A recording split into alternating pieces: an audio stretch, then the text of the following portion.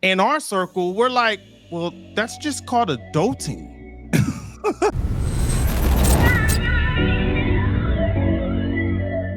Welcome back to another episode of Technically Speaking, where we are giving you news that you can use.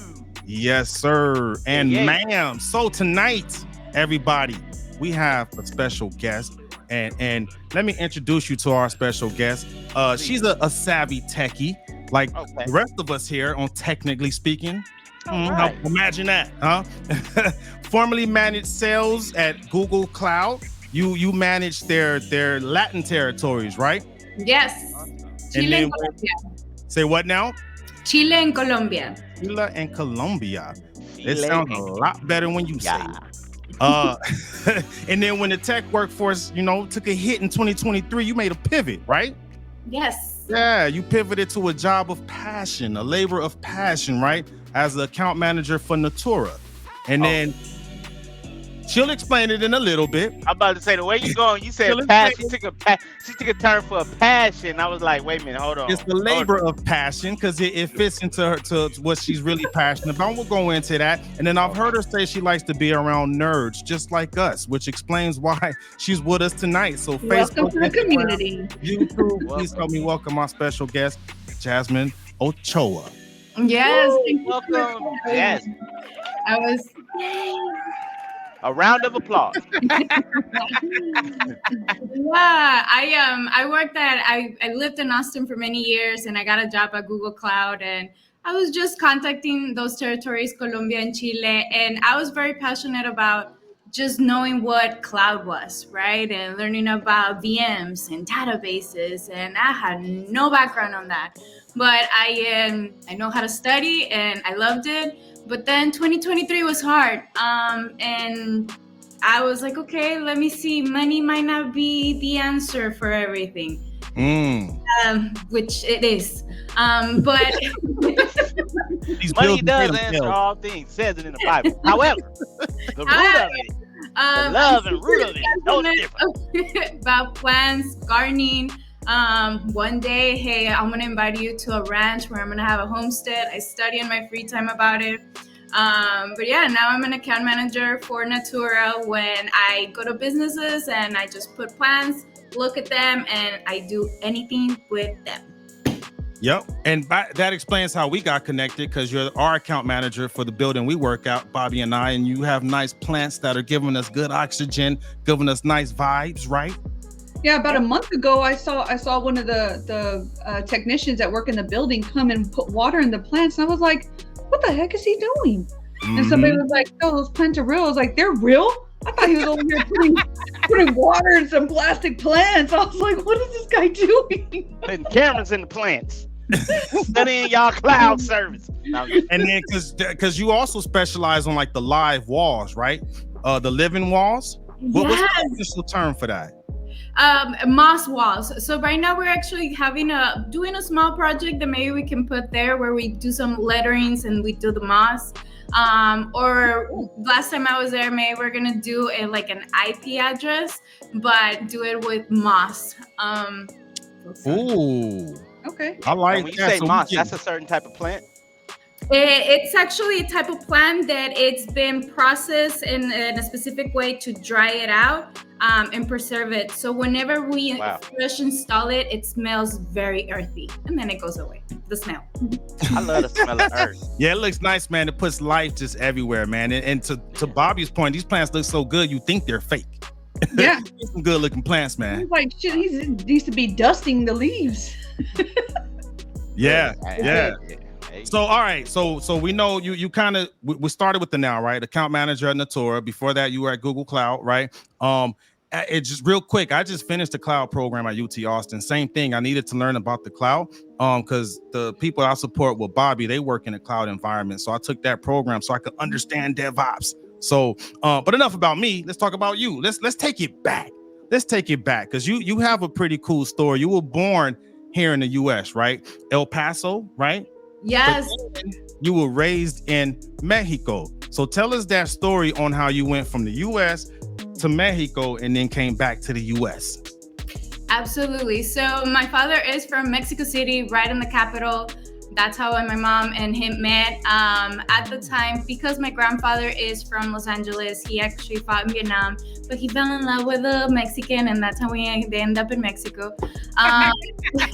So I didn't know, but we're actually American, but we lived in Mexico. So my mom just took me to El Paso. She had me, and she took me back to the border. So as we all know, and that Mexico deals with a lot of narcos and a lot of problems with the drug trafficking. Back in, I think it was 2007, it's when it got uglier than usual. I love horror movies. I do not get scared. And the first time I saw a body hanging in a bridge, I actually thought that it was a Halloween prop. Yeah, I was about to say, because back they had people they were like what is it called? It was going down. Bridge ornaments. Like people just really hanging there. Like they were hanging out. Literally hanging out. I think I was 16, 17, and my brain did not process it as a body. It was definitely Halloween for me. So my mother was like, hey, you know what? We're going to move to El Paso. You're actually American, and now you're going to have to learn English. At the time, I knew, of course, states, countries, but I didn't understand what it meant to be an American, right? And not only just when you come into a country and you start learning the language, you also have to learn the culture, the sayings. A lot of my slang, I learned it at the time through 50 Cent and Eminem. Nice. Going to like 2010 era. 51 questions. Hey. I would have to Google the lyrics because the slang and things like that, you're not going to pick it up from a school. And I remember the first time I was able to pick up comedy as well, because comedy, you have to know it, or I guess know the language to actually laugh. Good point. Yeah.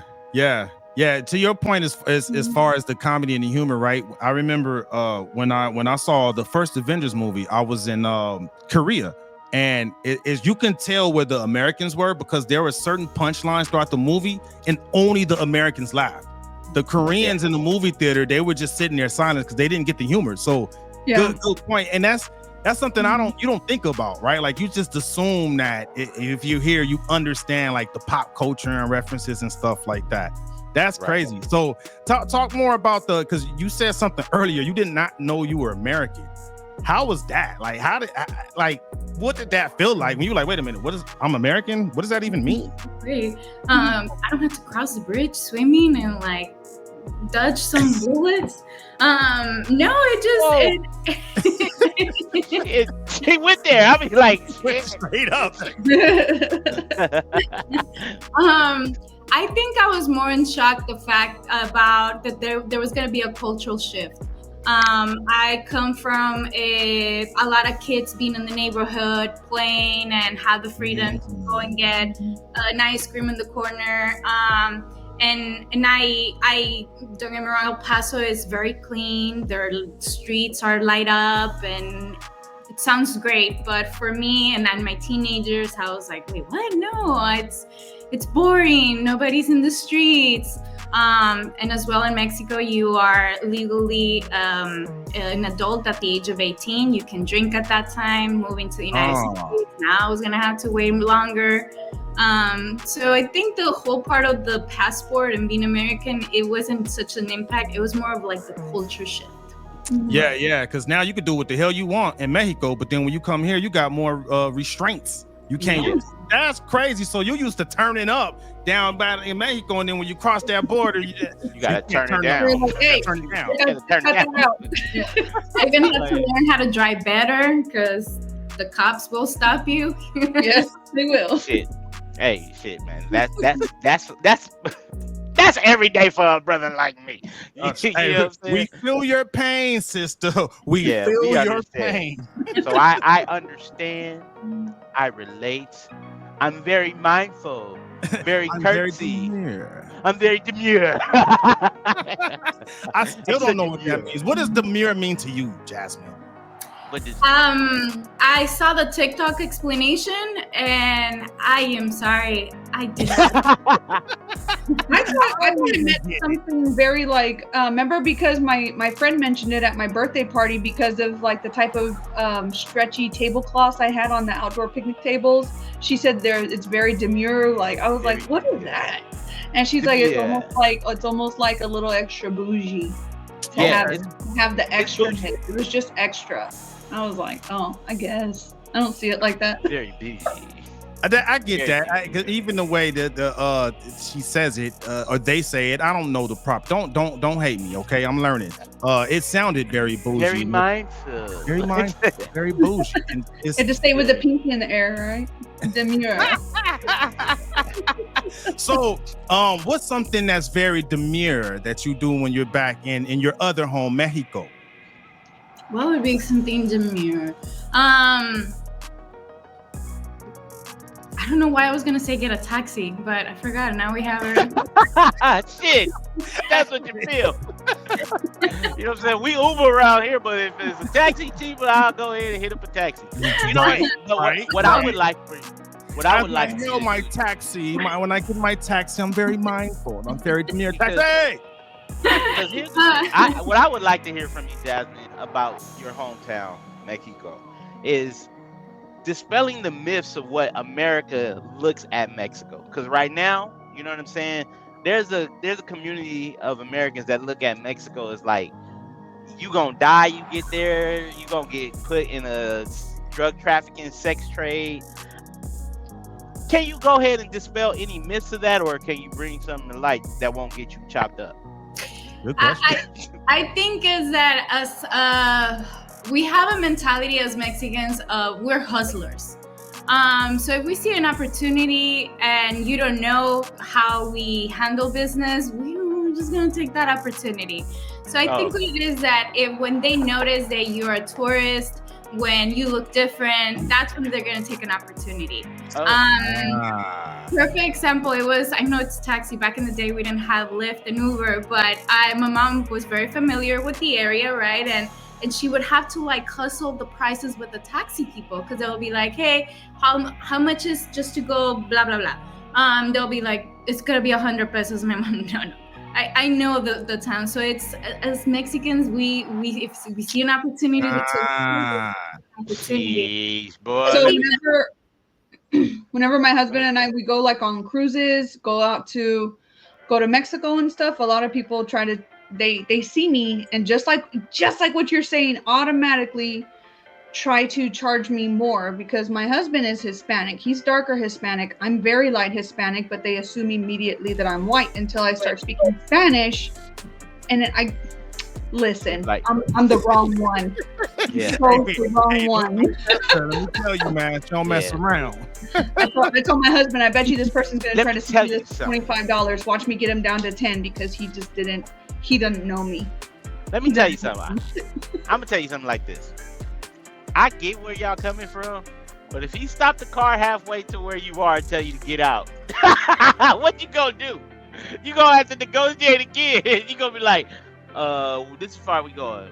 But we negotiate. I understand what you said, but if you want to go any further, you gonna pay me that other $50 that you said you was gonna pay me. Or you can take your shit and walk.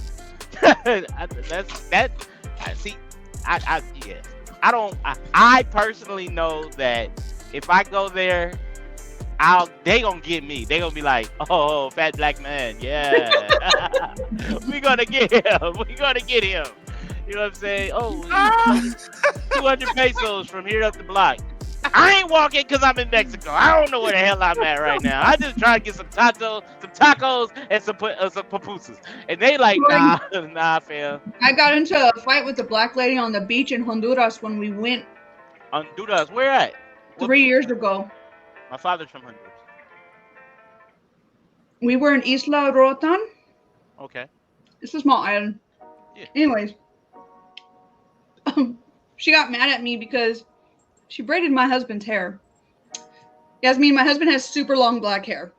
So when the ladies saw him, they were like, oh, let me braid it. And he was like, he only let them do a little bit.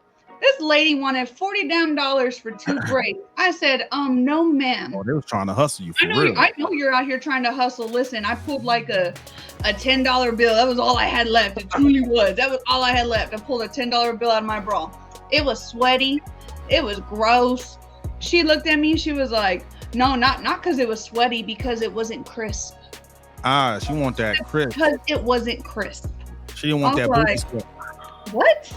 First of all, I got this crisp $5 for you. It wasn't that sweaty. What I'm saying is, when you're out here hustling, I like, are you really gonna turn that down? Mind you, she did 5 minutes worth of 2 braids.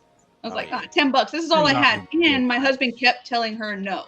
He kept telling her no, and she's like, just sit down. Just sit down, and they almost like force you to do something that you don't want to do. And then this lady got mad at me, and she and I were heavily exchanging words on the beach, on the playa, while I was trying to swim and relax.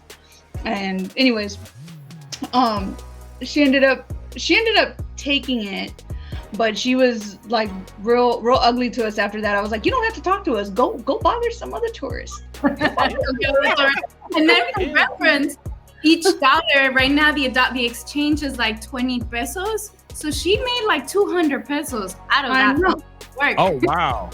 Mm-hmm. Come up, for real. Come up. So Jasmin, since you've been exposed to hustling, right? Because of hustling. Explain, how are your negotiating skills? What do your negotiating skills look like these days? I'm gonna be very honest with you. I've been in sales all my life. My grandfather was he was a hustler in one of like the darkest neighborhoods of Mexico. It's called Tepito. Not even the government can go in there. It's heavy. Oh, wow. And I've learned how to negotiate, but I think the older I got, the lazier I got. Yeah. But hustling. I've been hustling and I've been working full time since I was 17 years old. It gets to a point that you do not want to do sales anymore. You're like, can I just do custom? You want let me just take your order. Let me take your order. Yeah. But I will tell you, even our T-Mobile days, Corey, like if the phone was for free, I would tell you, hey, it's $50 down and you get a case for free. And there I'll you put go. For you. Hey, them no hustling skills coming out. Just keep the insurance for 6 months. We'll give you credit back on it after. Man, people, and I mean, we look. I ain't get winning circle twice for no reason. Yeah, I'm saying. But definitely, I understand. But let me tell you, the real hustlers. Y'all ready for this? Yep. What's that? It's some kids at the church selling that candy. They're hustlers. When I never forget, Helen Grace, 1986, peanut butter chocolate candy. They was all white with the white stripes. We would come to church and the kids were like, hey, we selling candy. I was like, okay. I was like, Mama, can I get $1 so I can get some candy? She was like, what kind of candy? Some Helen Grace. I don't know who Helen Grace was. I thought she was a pilot at first. But I think that's Helen Keller, somebody else. Anyway, back to reality. The kids they was just hustling. And I was like, I took a step back. I was like, get that paper. It's time for me to go ahead and get into one of these little childlike hustlers. Yup. You know what I'm saying? Me and Gmo used to sell bags. So did. Of candy. Let's say candy. Yeah, bag of candy. The best seller was them honey buns. Was y'all honey buns down there in Mexico? No, you know which ones I used to do? We used to do the famous world finest chocolate, the bars. Yeah, the square bars. Those. What I used to do is that I used to tell them that supposedly it was something. I used to invent something that we don't incriminate yourself now. We live. Hey, hold up. Let's stay on this topic for a second. Jasmin, when's the last time you ate one of those world famous chocolate bars? Probably like. Has it been years? Has it been years? It's been several years, yes. How much do you remember those bars being for? I think I used to sell them as a kid, maybe $1 or $2, but then I had to buy one of those maybe for $4 or $5. No, so I think they used to be like about $1.50 for the bars. However, I don't know if you can see my fingers. the chocolates used to be like thick. You get like 4 pieces of thick chocolate, and now they are half that amount now. They are small. They have taken half that chocolate off of the top. Kept the inflation. But you are getting way less chocolate. I bought one of those recently, and my husband opened up. I was like, "What the hell is this? Where's the rest of the chocolate?" You gotta get two. You gotta get two to we're get getting childhood gypped memory. everywhere. I'm telling you, you got to buy 2. The first one you're gonna be mad because you had to buy it. It doesn't. It's like you're gonna be like, I paid $4 for this. Yep. This doesn't trigger a childhood memory. This just triggered me. And then you get the second one after you. Now you spend $10 for 2 chocolate bars. And then next thing you know, I could have bought a Starbucks. If I would have been an American race girl, I would have loved to be a Girl Scout selling those cookies because they. Oh yeah. Ooh. Yeah, they hustle. Man, that's like the mafia right there, boy. Yeah. They make you feel bad too when you walk away. They teach them young how to talk to people. They teach them very young how to talk to people, how to use proper manners and stuff, especially when you're talking to adults. Yeah. It's different when you're talking to your friends, but when you're trying to approach adults with money, you got to know how to talk to them. You got to know how to sell. You got to know your product. I'm telling you, Girl Scouts is where you, if you want to be a hustler in this world, put your daughters in Girl Scouts. Girl Scout. I guarantee you, they will find their prospects. They'll be like, they'll sit in front of Ralph's with their Girl Scouts spread out. They be like, okay, and then they raise the price every year. So you know you're gonna have to spend more than a single bill. So if you go with $5, now these thin mints are $6 now, baby. You're gonna have to pay $12 for 2 boxes. And you can't walk away with 1 box anyway, because they're gonna be like, "Oh, is that all?" Yeah. You buy the 10 minutes and be quiet. You can't fight that, nah. And then for me, I'm allergic to gluten, so I'm like, I can't. I got a gluten allergy. They're like, "It's okay, mister. We got the box of." We got the vegan friendly. Nah, not even vegan friendly. They like, we got the gluten free ones right here, sir. How many do you want? Like the assumptive ask. Like what? God, okay, you got me. I love it. You know what I'm saying? Good point about that, man. Them Girl Scouts be hustling. All right, so you went from what was the city? So El Paso to what was the city in Mexico again? Juarez is right across the border from El Paso, but then I used to go to Mexico City, the actual capital. Okay, I heard Mexico City was popping. Never had the pleasure, but I heard it was popping. People there look like me. Yes. What's your favorite thing to do out there in Mexico City? Eat the good food, huh? Eat. Yeah. And, anywhere you go, just it'll be great. And I love museums anywhere I go. Oh yeah, me too. Same. New York, I love seeing those museums. In Mexico, like, hey, what artistic stuff we can see. So learning a little bit of history. Okay. So then you went from Juarez to Austin, or was it to El Paso to Austin? Juarez to El Paso, but I knew I did not want to be there. So no matter which city my mother would have moved me to, I think because it was just going to be a first shock, I was going to be relentless about it. And then I moved when I was 22 to San Antonio for a few years. But at that time, I just wanted to party. I worked for Google at the time, and no, not for Google. I used to work for Apple at the time, and I worked from home. And they were amazing company to work with. That they would tell you can move anywhere in the United States, and we'll pay you accordingly to the cost of living. And I was like, well, I can go down the street to Austin and get like $1 more and just pay, and then in pay and party. So I became both in Austin, and now I'm back here after 8-9 years to San Antonio. Nice. Okay. Now explain it to everybody why you left Austin and came back to San Antonio, because that's a pretty interesting story. Yeah, so 2023 was a hard year for the tech industry. I was part before all Google and Amazon started laying off heavily on the end of 2022. I was part of that layoff, and I was a baby engineer, a Google Cloud engineer, and I was trying to transition from sales to the engineering, right? And that's where I started getting a little bit in my head about, hey, maybe money is not all. Maybe I should just do a little bit of like plans and all that.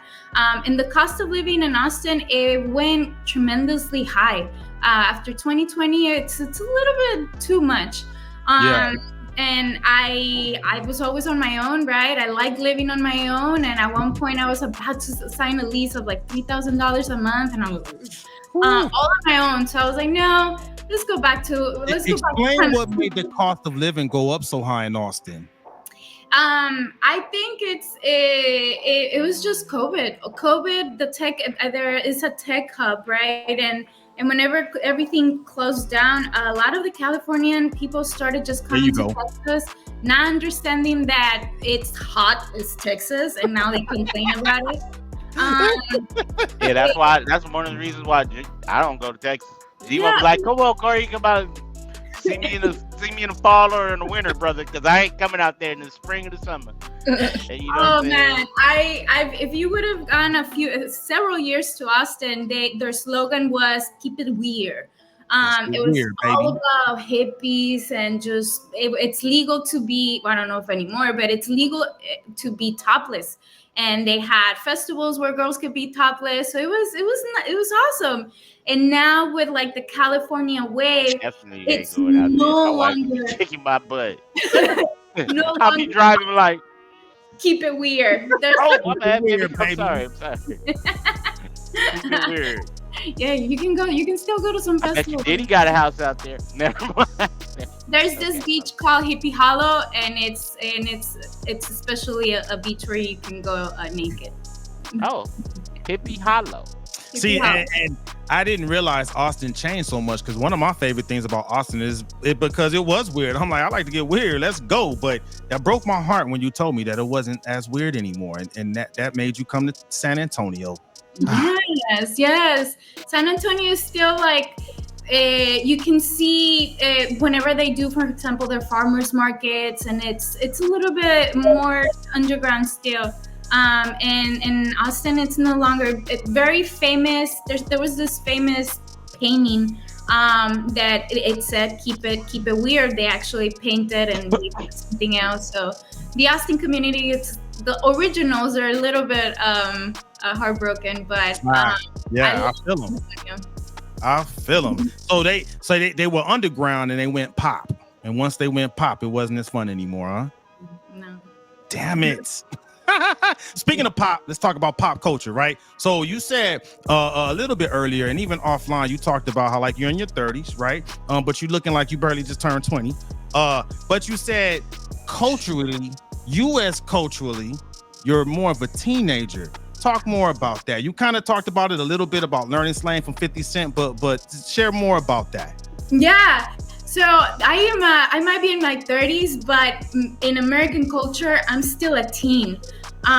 Whenever I'm having conversations with people, I get introduced to things that they used to do in their childhood and their teens, right? So I'm still learning things. Of course, I'm gonna be a little bit more familiar with like the 2000s, but like 90s, something that I would have, like the Girl Scout, for example, right? Yeah. Right. Or Baby Bridges. Bridges. You took it back.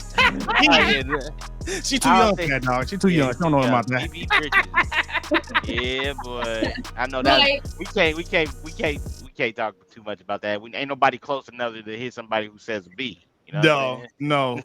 My bad. Go ahead. I had to throw some little planks in the ring. So if we hit you with any 90s references, nine times out of 10, you probably won't get it. Yeah. Nah. Even Bobby said no. Damn, you're not gonna get it, Bobby? Well, of course I will. I'm just counting. I'm older than her, so yes, I would absolutely get it. I was a 90s kid. Of course I'd get it. Oh, yeah. So 80s, you won't. You know what I'm saying? I could look. This is how I could tell that Gmo knows where I'm at. Straight out of Compton. What? That's not even like old, Corey. Everyone knows. Not everybody knows. They be like, straight out of what? I saw the movie in 2015. Yeah. Yeah, see? I'm talking about, we lived it. What's some of the favorite, like the favorite slang words you learned when you were starting to learn that stuff from like 50 Cent and stuff like that? Hit me with some of that early 2000s lingo that you was picking up. No, shoddy. Hey, what's up, Shot? Dang, my friends used to make fun of me because we would go party, and it's the song of like, let's have a shot. Oh yeah. LMFAO. Apparently I used to say chot. Hey. Nice. That's what's up. So could you say you were getting crunk? Is that what you I was saying saying? crunk, yes. Hey, yes. You came up in the front era. So you knew what? To the window. Wow. Hey. Okay, cool. Oh, That's what's up. Okay. Yeah. So, that's pretty cool because you know I never stopped to think about that, right? Being grown, but Right. culturally you're a teenager. But hey, thanks for sharing that. But what I want to do now is again, thank you. That was a good introduction. But since we are talking about culture, I want to switch gears and talk about a different thing that's coming up in like American culture. But before we start like jumping into that, let me share this video real quick, and then we gonna have us a good conversation. As soon as my mouse want to act right. Technically speaking, we have some technical issues sometimes. Hold on. Oh, he said mouse. I wonder what thing he's really talking about. Not mice on the plane. Not mice on the plane. Mice on the plane. You know what I'm saying? We got these motherfucking mice on the plane, dog. Jasmine, you know what I have in common? Yeah. I used to work for Citibank as an information security analyst, and because I was the only one on the team who spoke Spanish, I actually supported all of the South America, everything from Mexico all the way down below. Oh wow. Nice. All right, Nice. let's go.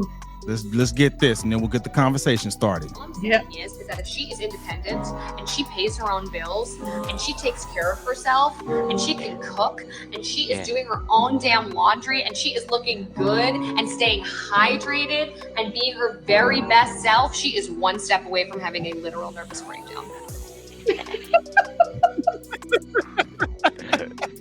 Independent. I at first when I heard that last dawn, when I first heard it, I was like, I said, oh shit. Hold on a second. I got 6 kids, 2 companies, 3 jobs, and I'm still doing everything in the video. What does that make me? Superwoman, I'm not your superwoman. You're not gonna know that song, Jasmine. Yeah, you're not. That's grown folk. You grown folk. We used to clean the house on Saturday morning to that music. Oh yeah, man. Hey, chime in anyone that remembers that song. Woo. Yeah. All right, so I played that clip. So we had a guest, JJ, who came one time. He couldn't make it tonight. I was trying to get him to come too, but he brought up this topic, right? So what's been happening the last few years is it's been like sensationalized to be a independent woman. I pay my own bills, buy my own car, pay my own everything. She got her own house. She got her own car, right? But it's like it's been like sensationalized and glamorized like it's such a special thing. But in our circle, we're like, well, that's just called adulting. That's what you're supposed to do. Like Jasmine, get us started with that. Like, what's your views on that?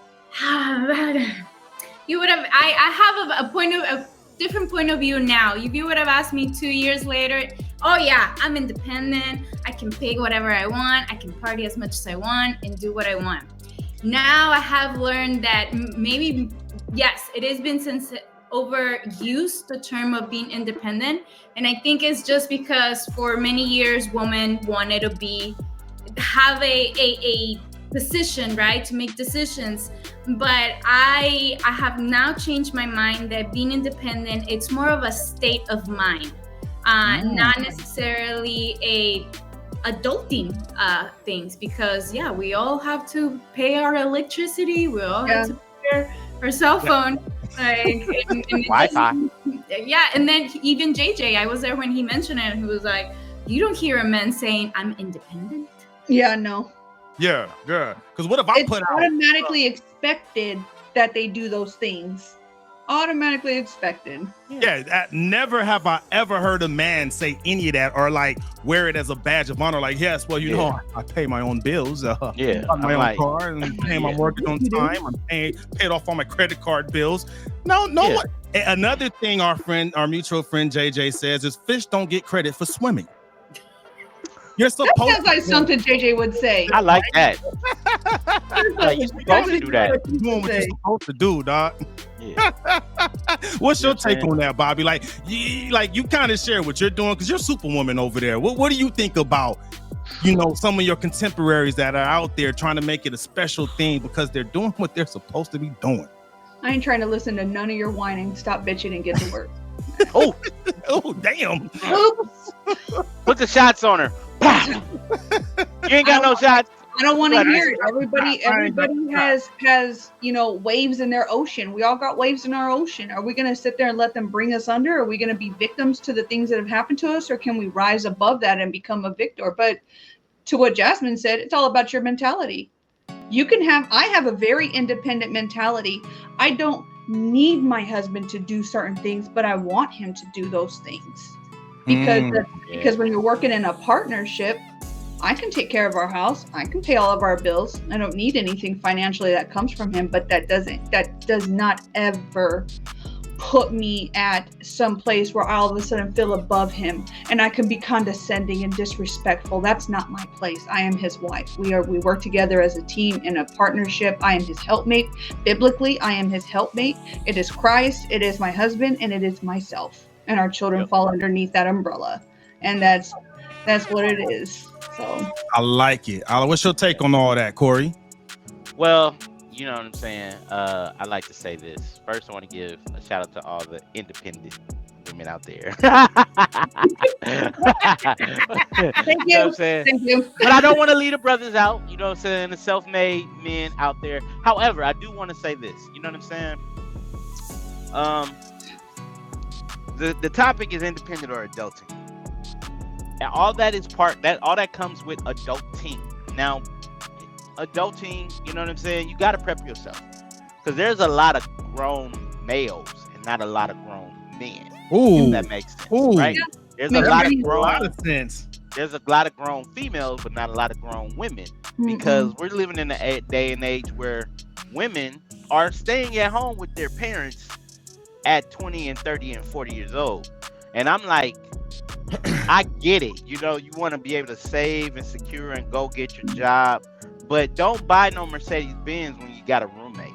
That don't make sense. You know what I'm saying? Don't go and buy a luxury or go fly out or get flown out, right? And you come back home living at your mama house. Yeah. Jody, living at your mama house? He's just a baby boy.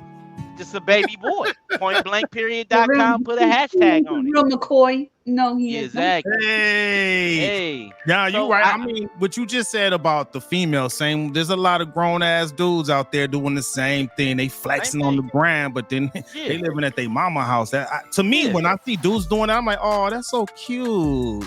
You so gangster, but you live with mommy. That's so adorable. You know what I'm saying? Here's like this. Show me your mortgage statement. You doing all this? Show me your mortgage statement. You know what I'm saying? Because real talk, paying your taxes. No, we can't talk. We're not on the same level. We're not on the same level. You know what I'm saying? I pay tuition, taxes, and mortgage and car notes. No, we're not on the same level, fam. Sometimes I go ahead and help my mama out. You feel me? You know what I'm saying? And she don't live with me, so nah. I just think that adulting is when you're grown. Yeah. You can be independent. You can be independent. Still being a dependent. Independent, still being a dependent. Hold on, I gotta process that one real quick. Go ahead. Living at your mama house, saying you independent. Cause look, you can be 18 years old working at T-Mobile, but going home to your mama and paying your rent. I see that. Okay, and that doesn't make you an adult. The adult comes with responsibility. Yeah, I see that. You were gonna say something, Jasmin? Yeah, I think that it's whenever you are truly independent, right? When you can call a mom or a dad, and you're fine. You don't have a roommate, and you have a car, and you're paying for everything. It is something that the woman feels proud of, right? Like, I got this. and this is, I think, where like the TikTok community and the culture is like, I'm independent. And I get that. I felt that, and I've been there, and it feels great. However, I do think that it can affect a woman that is very independent if she wants to be in a partnership. I didn't understand this until it happened to me. I moved in with my partner, and we opened a bank account where we would pay the bills there, right? Everything was great. But one of the things that I never thought that it was an issue is that I still had my independent state of mind. I lose my job and I start panicking in theory. I'm like, what am I gonna do? Now I gotta apply for this and this stuff. And him being a good partner is like, it's okay, we got this. Yeah. I couldn't unplug. I was adulting for too many years on my own. Yeah. So I think the overall something that we maybe a message that it would be great to share to those girls, right? That you're independent, you got it, you have that pride. But if you are looking to be in a partnership and like that, make sure that you gotta work on that mental state, because it will mess you up. Yeah. You know what I gotta say to that though? I'm gonna especially because tragedy comes to everyone. Nobody's perfect. Yeah. In that situation, life be life. Life be life, baby. Life be life. Life be life. It does. And it's understandable, but the thing about it is you didn't just sit on your loins and wait for things to start coming to you. You went up there and got it. You know what I'm saying? Yep. That's adulting. So people be like, I'm independent, I can get up and do it on my own. Yeah, but there's what you want to know what adulting is? I'm gonna break it down. Adulting is taking a challenge or something you don't know what's gonna come in on the other side, but you know what? I'm gonna take the challenge anyway, right? Mm-hmm. That's adulting. That's and I don't want to say this because it may hit a nerve to some of the people who's watching, but I am going to say it because I believe it needs to be told. A lot of people, a lot of grown-ups don't marry because they are afraid of adulting. Mm-hmm. They afraid of the commitment that independent they holds on to them. Because once you get married, think about it. There comes a level of responsibility. Now, some people look at it like, oh, well, I can't go to the club and do this. You've been with the girl for 17 years, brother. Shut it down. Yeah, you're not going to the club. Yeah, you look back going to the club in your 30s and 40s. And number two is the fact that here's the flip side of it. The person that you with that you did not commit to, but you're playing house and not being house. God forbid one of the persons in that relationship get deathly ill. You guys share more in common than your regular family, but God forbid you die. Your family have the will to do whatever they want, with your last rights. Yeah. You feel what I'm saying? I was telling a good friend about that 10 and a half years ago. I'll never forget. And I was like, dude, just make an honest woman out of her. Go to the courthouse, get married. Y'all don't have to do the big thing right away. He was like, yeah, man, but I need to get myself together. Y'all been together since high school. Yeah. And I mean, and mind you, we've been out of high school 25 years. So, and this was 10 years ago. So they've been together for 15 years. Yeah. I'm like, dude, 15 years ago, bro, we married a girl. Yeah. Make it right. And he didn't. He didn't. And she left him. Point blank. I mean, because, you know what I'm saying? There comes a time in anybody's life where they want more. And that's when the adulting kicks in. Yeah. That's when it's like, you know what? I want more. And I gotta be honest with you. You're onto something though, because by the time if you talk to Bobby at 22 and Bobby at 29, very different perspectives. Very different bodies, right? What I wanted in life was so much different. By the time I hit 29, I'm like, I ain't here to play. If you ain't here to get on this badass roller coaster with me, you ain't getting on at all. I'm sorry. Go watch from the sidelines. I'm not sorry. Yeah, for real. Because we got a comment on IG too from Dr. Poole. Values are changing because society is changing. I have accomplished the American dream according to the American standards, but it's hard meeting women who in Cali if you don't have bankroll or status. Good. Hey, I'm gonna tell Dr. Poole like this. That's good because then that means they're material. They're materialistic. Good And you point. don't need somebody like that. You want to be somebody. You want to meet somebody that you're not just physically attracted to. You want to that you guys can get along. You guys can have a good conversation. Sex doesn't come about it at all. Attraction doesn't come about it at all. Y'all may like the same interests because let's just be honest. I mean, I've been married 19 years. You know what I'm saying? Me and my wife have argued a lot, and there's been seasons, not just days or months, seasons. Not saying like summer, fall, but areas of time where she be like, "I ain't your friend, but I love you," and I'm like, you know what I'm saying? And then we had to get back to the area of like, let me talk to my girlfriend, let me talk to my boyfriend, let me talk to my best friend, and then those conversations, which the relationships was built on. And that common ground sets in, and then it's like, you know what? Let's work on this issue we got over here in our marriage. Yeah. Two friends working something out. Yeah. And then it brings it back.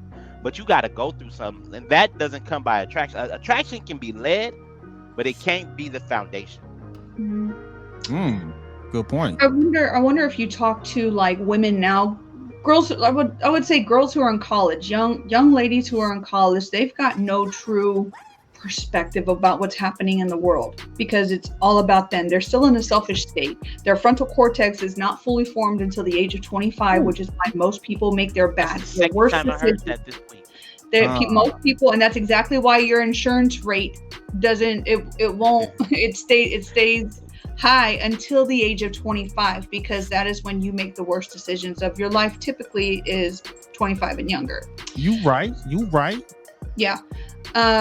But it's just interesting because you end up seeing, women who are like, oh, if he ain't making 7 figures, like, well, what are you bringing to the table? Shit, you can't cook, you can't even fold a blanket. What are you bringing to the table? At the end of the day, when you're talking about a woman who's not materialistic, but wants a partnership, not just a commitment, she wants a partnership. You want to be able to come to somebody and have good conversation with them. I didn't ask if you made 6 figures. Do you make enough to stabilize our family? And can you bring love into the home? Because those are the values that are missing in society. It ain't money. Yeah. There's values that are out there in Cali a lot. That's crazy. Everywhere, but see, California, let's be honest, California has the microscope because, you know what I'm saying, West Coast is supposed to be the best place ever. Women weather weed, Hollywood is here and all that stuff. But the same thing can be in Atlanta. Same thing can be in San Antonio. Same thing can be in Miami. It's everywhere. Because I just recently saw something that was a question. I didn't watch the video on YouTube asking is dating dead in Houston, right? So I'm seeing that a lot. What's your take on all that, Jasmin? I believe I can only answer Austin and dating in Austin. You get a lot of Peter Pans over there. You get a lot of people in Austin are beautiful, male and females. I'm so sorry. Peter Pan. I got the reference. Let's go ahead. Yeah, I mean, you will not struggle to get a date in Austin at all. You can go here and then you can go another one. But when it comes to full partnership, we have too many options. And I think that's what makes it dead. And definitely social media, it does impact and put the things on the wrong things that we're supposed to focus. And I think I did this mistake when I was 25, right? We are led by views or like how attractive a person is, right? Yeah. Do they look like they can keep a job? But some of the things that now I've learned with experience in pain is that yes, you should look for somebody that has more or less the same values, more or less the same lifestyle, right? There's people that like to be a little bit more healthy. There's some people that are okay not being healthy. And overall is what can we work together in the future, right? And that has to do with a family. Do you want to have family or do you don't want to have family? And I think that's what could be happening in Houston. Houston, it's an awesome place to go and party. And it's not dead. It's just We have too many options. Yeah, good point. I've been through some of that too, because I've been on the apps and stuff like that, and it definitely obscures your mentality, right? Because I'm like, I could just keep swiping. Hold on now, I got 10 lined up. Let me see if I get 10. Swipe till you more. feel it's right. There you go. And It depends on where you're looking too. If I want to meet somebody with values that I have, I'm not gonna go hit up the club. No, if you want to find someone, if you're truly looking for a relationship, just live life how you want to live it. Yes. And just kind of let it happen naturally. Yes, Yep. you will meet the person that it's gonna have, because you're gonna have the same lifestyle. If you want somebody that works out, right? Well, are you working out? Then good point. Go start Kanye workout. So it's I think is you really have to just live life, and the person will get there. And have those conversations. Not that you look desperate, but just kind of get to know the person, right? What is it that you like? Take them mental notes. Yeah. You Good know, point. There you go, Dr. Poole. You need to go hang out at the pool store. And you find someone that's living a similar life, that's as passionate as pools and clean pools as you are. She's out there. Hey, Jasmin, you passionate about plants and gardening, right? So that's not too far fetched, huh? You may find somebody at a dispensary. Well, that's cool. I think I'm gonna have to hang out at farms, because I want to be a farmer. There you go. Hey, farmers only. Jasmin. I was like, you come out to my little rancho over here, because I live out in the country. I live outside of San Antonio. Perfect. We'll make that 5 years ago, if you would have talked to me about trying to get a cow, I'd be like, you lost your damn mind. But now that's all I want. I just want a farm. I want a homestead. Yes. That's all I want to do. I want to eat off the land. I want to garden my own food. I don't want nothing to do with pesticides and none of that BS junk that they're trying to fill us with, you know? Yes. We're working on that too. We got some cantaloupes that just started growing, or the vine. They're at the beginning stages, so I might start slinging some cantaloupes pretty soon. Hey. Man, I have a little garden. We got to do a whole episode about this, because it's good. I'm curious. Yeah, Jasmin, you know what? That's what we're gonna invite you back for. We're gonna have to do a whole gardening special, because we're learning over here. Are we gonna need to put your green thumb to work? I'm gonna get with you offline real quick. But that's what's up. So you had said something earlier, Jasmin, that you mentioned something about if you want a team, right? Or if you do want to be with someone, learning how to not let that independence get in the way, right? And I was processing that as maybe learn how to be cooperative, because no one, a real man, I don't think wants to take any woman's independence from them, right? But to Corey's point and to Bobby's point, it's about being a team, you know what I mean? So we got to learn how to do this dance. We got to cooperate. Like, men are naturally problem solvers. They do want to know that their women trust and want to take, like, men want to take care of their women, and it's not a matter of, you know, oh, I don't need you type of attitude. It's like, because I trust you, I'm going to let you do this. Yeah. Oh, right. Yeah. Hey, say it again. Say that again. Because I trust you, I'm going to let you do this. And that's where your independence can step aside and kind of get into alignment with his views or her views, however you look at this. Get into instead of independent, it becomes codependent. You end up depending on one another. Yeah. I like that. You don't get me started, boy. And that's okay. It's okay. Yeah. You know, it's the same thing in the partnership. If you're running a business with 2 or 3 other people, you depend on each other to fulfill a certain role in your in your partnership. Yeah. And so everybody's working independently, so that in the event something happens to one, you have 2 or 3 others there to help pick up the slack, you know, not because something bad happened, but because life is lifing, and you know, and we're not going to be lifing. You know, we're not always sure what that looks like, and so we're going to ride these waves together. So when those storms hit, you know, in the Bible it talks about, you know, building your house on sand or building your house on a firm foundation. So when those storms of life come and hit, where's your foundation at? Where did it start?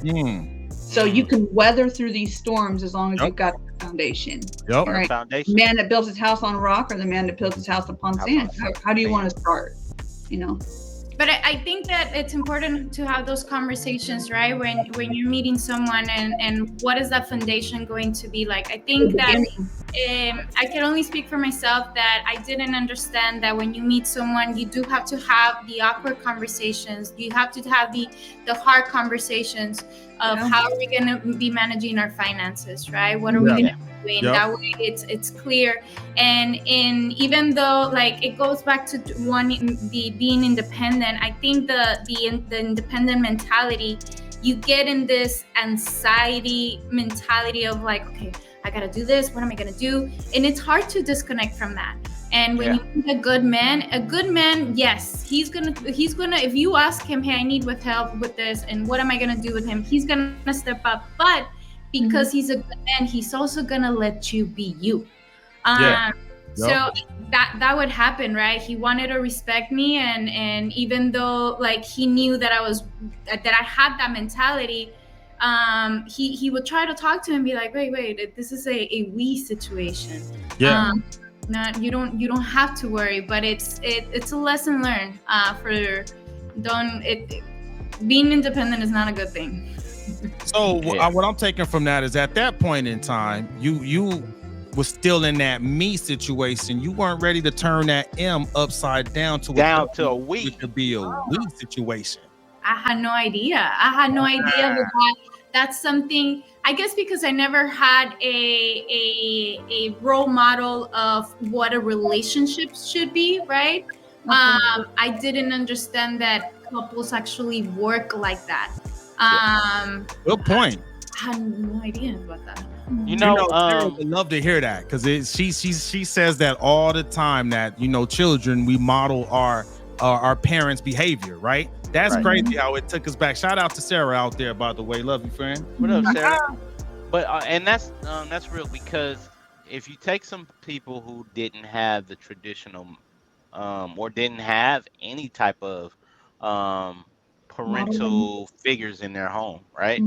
Like the parental figure that I had, my pops was older than my mom's, my step pops who raised me, and their conflict was more so than commitment in the household when I was younger, right? But when I got older and my stepfather had passed away, I was looking for that same type of image so I can be able to model myself as a man, because my stepfather passed when I was 18. Thank God I was in church, because when I was going to church, there were a lot of male figures there that was able to show me how a man's supposed to look, how a man is supposed to act, how he's supposed to treat his woman, and you know what I'm saying? I went to a lot of the men's fellowships, and I say that is because of the fact that what was out there wasn't real, which was TV, right? You know what I'm saying? I saw the Cosby shows, but the Cosby Show was off air, and I knew that's scripted, right? I seen The Simpsons. The Simpsons, Homer just looked like a dodo, right? And I'm not Homer, and plus it's cartoon. You know what I'm saying? But a young man gets to the point in life where he wants to mold and pattern himself after somebody who he feels like could be a role model, and not just somebody who plays sports. You know what I'm saying? I want to be able to sit down and talk with the man who I can be like, look, this is what I'm going through, and they can be like, look here, son, this is what you got to do. And then I found that in the church. And then I also found that talking to those men in the church, they also had a self of honor of how they treated their wives. So I sat back and I saw that. You know what I'm saying? And then I'm like, oh, this is how you love your wife. And then me growing up in the church, I'm learning biblical terms behind it. And so when I realized that those things were hand in hand, I knew that the type of man that I wanted to be is something that I had to be around. Yep. You know what I'm saying? The birds of the feather flock together. Yes, sir. True. And I'm thankful for that, because now, like I said, me and my wife been married 19 years. We've been together for 21 years, but we've been best friends for 25 years. And you know what I'm saying? I mean, it's real. The thing about it is, it's like relationships. They supposed to be that first word in it, relate. You know what I'm saying? And that ship is supposed to take you somewhere. You feel me? So when you find somebody you can relate, you get on that boat so you can you get on that ship and you can go somewhere. Go ahead and write that down, Jasmine. I see you. We got the transcript. That was good. So you got a question, Jasmine, from Dr. Poole on IG. He asked Jasmine, does your viewpoint on relationships stem at all from your culture or from being in Mexico or America, or a little bit of both? A little bit of both, because I culturally I still think I don't believe that male and females are the same. And I do believe that I believe in gender roles, right? In the sense of like the female.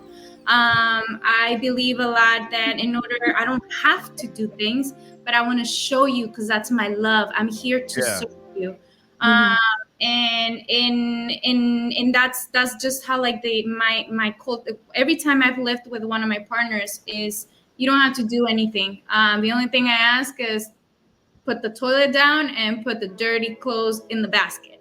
And that's pick up your socks. Yeah, just man, they stink on the floor. But so I think that is very and culturally taking care of your partner a lot. But when you start dating someone that it's more American and they're more alike like me, I really people that I've dated, they are in the tech industry, right? And they tend to be a little bit more open-minded. They'll wash the dishes, they'll do everything. But again, this is me culturally and how I come from.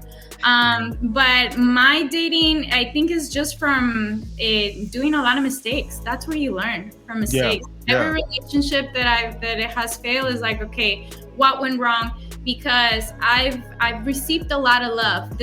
I can't tell you that I've had boyfriends, but he cheated on me and he hit me. Yeah, I've had some ugly ones, but I've received a lot of love, and you have to look at what did that person did wrong, or why it failed, or what did I do wrong. And I think that's where I learned the biggest is that if I'm gonna be in a partnership, it's a partnership. Yeah. Ooh, back to that, the words with the ships, right? Hey, I've always say what now? And it's also allowing the men to be a man. Yeah. To your point, I remember older lady. I don't think you hear a whole lot of women talk about stuff like that, because me and Jasmin are on the same page. Especially not your age in the 30s, right? That's wow, you're like a unicorn. But I will say this. I remember an older lady told me once, like, the real power women have is you have the power to make a man feel like a man, but you're always in control. You just got the power to make us feel like we're running it. You know what I mean? Yep. Am I lying? Oh God, you are so on point. You know what I'm saying? Because here's the thing, and I think we need to do an episode about this. Words of affirmations are real. If we having a hard day, maybe we had a bad day at work, manager chomping down on you because you didn't get the assignment done. You know what I'm saying? But when you come home and your wife says, you know what, baby, you don't need them, they need you. Hey, put that battery in my this house down. That whole corporation would go to hell in a handbasket for you. It wasn't for you. Then you know what? Those affirmations build you up, so you know what? You can be able to say, you know what? I can fight another day. Yep. Words of affirmation from men. Majority of men love language is words of affirmation. So is mine. You know what I'm saying? Because my husband is physical touch. Yeah. That too. And women, unsurprisingly, women's is physical touch. The thing about it is, a man thinks that a man arousal is different from a woman arousal. A man arousal is, you know what I'm saying, that physical touch doesn't beat affirmation, but it's close to it.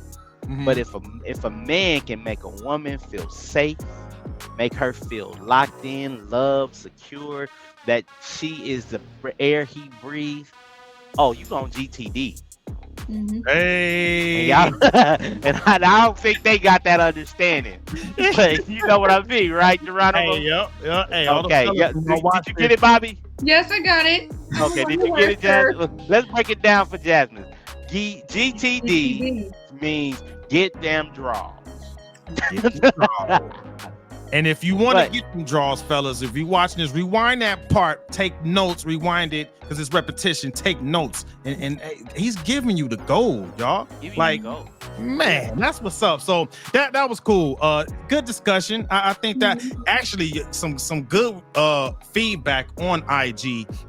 They're loving the Texas ladies. Dr. Poole earlier said that he's just gonna go ahead and move here to Texas because he's seeing the caliber of women down here. Y'all impressed them, ladies. I've been telling them. Get ready for that heat. So, and then he said, good stuff, good head on your shoulders, ladies. Like I said, for those that think that there aren't any good women out there, hey, Exhibit A. There you go. They here. You just looking in the wrong places. No, I think is that the good women's where we just stay home. We don't go anywhere. Well, then how they gonna meet you, dog? At the grocery store. At the farm. Yes, at the farm. at the farm. There you go. There you go. We're in the middle of trying to coupon. I'm gonna tell you right now, because I met my wife when I was at work. One of my customers was like, you know what? I know somebody who will go good with you. And I was like, for real? You know what I'm saying? I was like, well, send her in. And the girl called up and said, I'm gonna give me some potato salad. She came at the end of the night. Look at my world. That's she's my woman now, but she came in then. I was like, oh. Hey, like, turn up. I was like, I'm Corey. Yeah, I'm Corey. The problem was her friend had talked me up a little bit too much. She told her I was 21 with a car and I was 17 living with my mama. Oh, wow. But I had a JOB because she bought that potato salad from me. It's all about that. There you go, fellas. Learn how to make potato salad. There you go. Boom, that's the secret. Yeah. No mustard with egg or no egg? Is that egg? No egg. No egg. No. Oh, I gotta have an egg. Just don't put no raisins in them. That's weird. Remember I told you about that? I was like, who's talking about raisins and potato salad? Like, who does that? No, I mean at the Rib Nest, they made potato salad with egg. I can't stomach egg. But that's what's up. Hey, good combo for independent versus adults, and don't be too damn independent to where you can't be cooperative in the team. Like, learn how to turn that M in me to a W for we. I think that's a good way to cap that off. Let's switch gears as we get close to the end of this episode. Let's cover some current news. Corey, what we got? We're gonna tap in with the inspiration because you know what I'm saying. We got some good stuff, but let's go ahead and hit the inspiration. Let's hit it. On a lighter note, a stranger carried a senior hiker on his back for 5 hours. And here's the thing: this senior hiker was 79. So, shout out to the senior hiker. She was older, and she broke her leg. And some young buddies just came around because they were hiking as well. Put the older woman on her back and hike for 5 hours so they were able to get down and get her some medical treatment. Wow, that's what's up. Humanity is alive. It's still here. I like that, man. And the man was an actual airman. So salute. Shout out to all the airmen out there. Oh yeah. Aim high, baby. Fly, fight, win. And I'm gonna pass it over to you, Bobby, to give us some entertainment or some infotainment, which we call information. Infotainment. G, why don't you take this first one? I got it. So you know what, we do gotta show love to a fallen artist that we've all loved in one way. Miss Dame Maggie Smith passed away last week. Yeah, she sure did. At the graceful age of 89. So I would say she had a good life. And a lot of people, if you saw her face, you know who she was. But I'm gonna just go through some of her movies that we enjoyed, right? So she started playing in Broadway in 1956, and here's some of her most memorable roles. She was in Harry Potter. She was Minerva who how you say that name? Professor McGogno? How you say that name? Yeah, so she was Professor. I can't remember her name. You know, it was on Downtown Abbey. Yeah, she was like Dumbledore's best friend, basically his best female friend. His like second in command was her.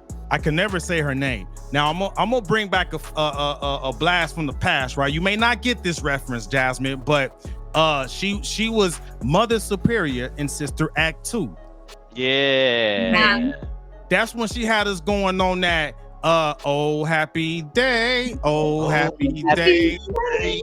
Hey, everybody was seeing that. Hey. That's good. That's the classic one right there. She was in The Secret Garden, Hook, Clash of the Titans, California Suite, Downtown Abbey, Becoming Jane, and more. She that's an OG right there. Emmy Award winner, Academy Award winner, British Academy Award winner. So she was doing her thing, man. Definitely rest in power. Thank you for the great body of work that you left us, right? Because I want to go back and watch Sister Act 2 now, man. Like that.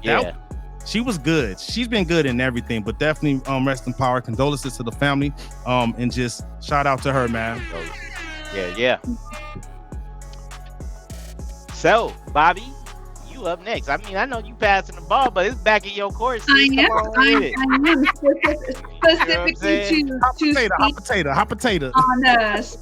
Specifically to speak on former First Lady Melania Trump. She had went on to CNN. She had done an interview, and she had talked about her husband Donald Trump surviving the 2 assassination attempts on his life. Crazy. You know, and a lot of people say like every strong man behind him is an even stronger woman. So she puts herself in the light where she knows people are going to attack her. She knows people are going to say all sorts of crap about her, but she's going to go. She's going to stand firm, and she's going to tell everybody it is a miracle that he has not lost his life. And that kind of goes back to what we were talking about earlier. Just being kind. You don't have to agree with people's political views. You can agree to disagree. At the end of the day, nobody should be trying to kill nobody else. That is not what this country is built on. It is freedom of speech, not freedom from speech. You do not have the right to not be offended. And, that just goes back into her standing behind him in his court and celebrating the wins where we have them. We have another day to fight. So. Jasmin, in case you don't know, Corey and I are pretty Christian. And I'm not a Trump supporter, but she is. And nothing's wrong with that, Hey. That's why I feel like we can be able to have these conversations cordially. America needs to take a look at us. We may not see eye to eye on political views. However, we can still be on good terms. Mm-hmm. Hold on one second, because my people in the background getting a little loud. It is all good. Everything good? There we go. All right. And I had to. My camera had went out, but I'm back. But one thing, you came in like the Matrix, like Neo. Welcome back to the Matrix. But we can't discount the fact too that her book is out too, right? Isn't part of what she's doing is promoting her book? Mm-hmm. Yeah. So apparently they said that because we really never hear from her. Like she really doesn't do like public speaks a lot like Michelle Obama used to do. Mm-hmm. I think if each lady decides on how much involved they want to be, right? And then she's promoting her book, and that's what it was. And I think that there's nothing wrong being like political, taking political sides, right? I think you have to give props where people deserve them. And I know Trump, he has a lot of controversy, but you can't say he's not a good businessman. Oh, 100%. I've always showed him love for that. Corey making the face over there. Okay, so I'm not gonna knock business person whenever it benefits the people who's supposed to be benefited. So, granted, but in the same, I mean, those are a matter of opinions for me. You know what I'm saying? I don't believe he should get shot or was shot No, at, or not at all. Not at all. assassination attempt, because every life matters. Every life, you know what I'm saying? And I would hate and I said it before, if that man would have died, then this country would have been the divided states of America. It wouldn't be Yeah, the United States. 100%. You know what I'm saying? And the thing about it is, as far as Melania Trump, right? See, I was pushing it back to Donald, but I meant to go back to Melania Trump.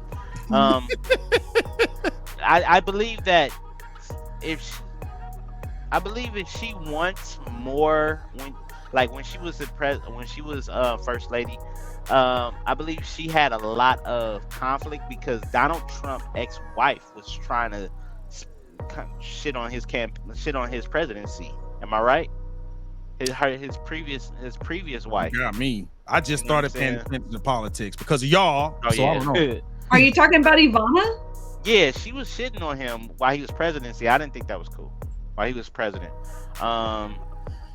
But the thing about it is, it's like, hey, it's a lot of pie to go around. Go ahead, get your piece of it, Melania Trump. Hey, get it. Hey, and you know what? One of the articles that came out about Melania. How do you say her name? Melania.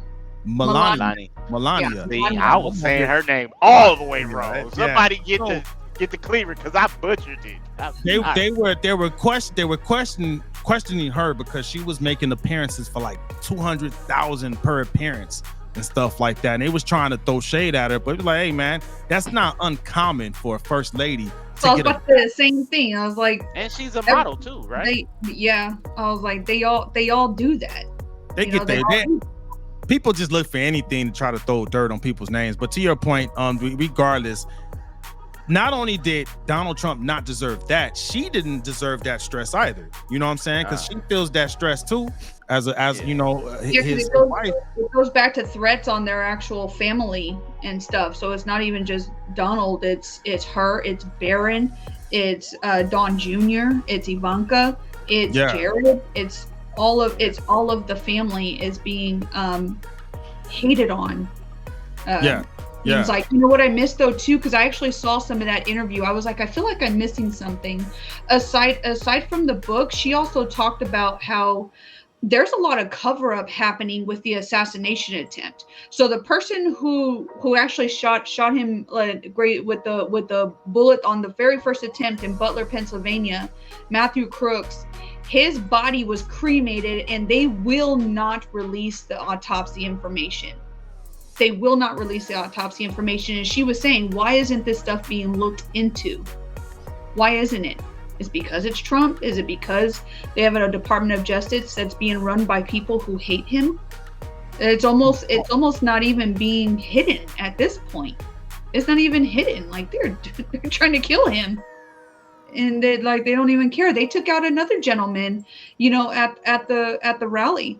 And Jasmin, I know you're new to listening to this, but I've told Geronimo and Corey I've been to 2 Trump rallies, and they are excellent. I love going to the rallies. We wait a long time to see him, but it's awesome being able to see the presence that he comes out with and stuff, and how well spoken he is, the patriotic love for the country in the United States. And it's not all like one race or religion. It's a multiple stream of people who love America coming together, uniting for wanting America to be better.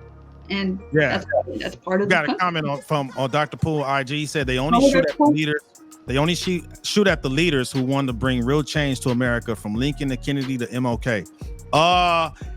Valid point. Valid point. I can't argue with that. But I had a question for you, Jasmin. So you kind of spoke to like the narcos type stuff that you kind of got away from back, in Mexico. Do you see any parallels here? No, not at all. I actually was surprised whenever I came when I started learning about politics. At that point is when Obama was running for the presidency. I must be honest, I didn't know much about it, but I wanted to vote for him just because he was black, because it's just to like change the color, right? Change the history. But then as time it started evolving, and when I started learning more about like just the United States, I don't, it's not that I don't like Trump, but I was impacted by the fact, I know he's had businesses and his family and stuff, but the way I saw him is that I saw him as a person of entertainment, not necessarily from political views. So when he was a president the first time, I couldn't understand. I was like, why is somebody who's not political, but now we're making more the presidency more of an entertainment things. Obviously I've changed a little bit now my views on that, but I don't see any correlation. I mean, well, more so on the fact that the assassination attempts, sorry, I should have been more clear. Has there been assassination attempts out in Juarez is what he's trying to get to. Has any of the governmental people been in trouble by the people? Yeah, no, I don't think we've been trying to shoot any presidents lately. The president's been shooting other people. Shit. My bad. Use my language. I didn't mean to curse. You got eminent power and a machine gun? There you go. Nah, yeah, I mean, and to your point, right? It's hard for, like, because I'm like you, when I'm like a teenager when it comes to U.S. politics, because again, in the last episode I shared that I was ditching in government class when I should have been in there learning, so I'm relearning all that stuff, right? And so for me, who's really trying to ask like real questions and learn about stuff, I get hit with a lot of like trolling type videos, kind of what's that, satire, right? Yeah, satire. Then the satire doesn't help someone like me who's really trying to learn to make an informed decision, right? Because I'm like, that doesn't add no value to my life to help me make a decision. You know what I mean?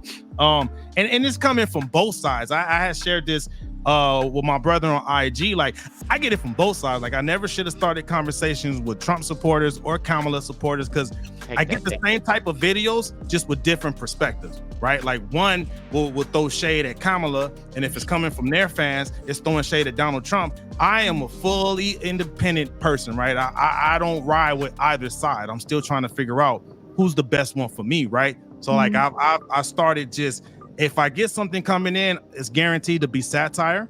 And I think what we do all agree on is just read the policies, don't listen to the news, don't watch videos, especially if it's on social media. Yeah. When Geronimo and I kind of first started talking about politics, I had told him if we took Trump out of the picture and it was anybody else that had the same exact policies, we wouldn't even be having arguments. We wouldn't. I doubt it. I think we because would. I go to look at the not so much the personality of the person. I go to look at what's going to affect me, because the way he acts on stage is not going to affect me, but the policies that he supports or the policies that Kamala Harris supports, that's what's going to affect me. It's going to affect my pocketbook. It's going to affect my family. It's going to affect how much I pay in taxes, and all of that trickles down. And so at the end of the day, we're not looking at persons, we're looking at policies. And that's what matters to me. And I think that that's the most important thing, is just what policies do you agree with the most? Anything else doesn't matter. And like, because when I get a video from someone, it's not talking about policies. Right. You know, no, it's not. It's not. So I just ignore them. I don't know if, and it's, I will say this, Jasmin, and I want to get your take on this, because I think you can appreciate this. What's fascinated me through this whole journey is how people get so attached to a candidate, no matter what candidate, right? Because I don't give a damn about neither one of them at all. Because I look at it in the fact that whoever's in that position, you work for me. If I pay my taxes, you're a public servant, you work for me. Yeah. I can never be a fan of a politician. You know what I mean? Because you work for me. You here to serve me and the public, right? So I can never just go all out for any one person. I don't care who you are. Unless you just put like $1 million in my bank account, then I'll wave your flag. You know what I mean? Right. But for me, it's been fascinating for me to see how people Geronimo's vote can be bought. It's quid pro quo, baby. Hey, you want my vote? You can buy it for me. It's for sale, baby. What's up?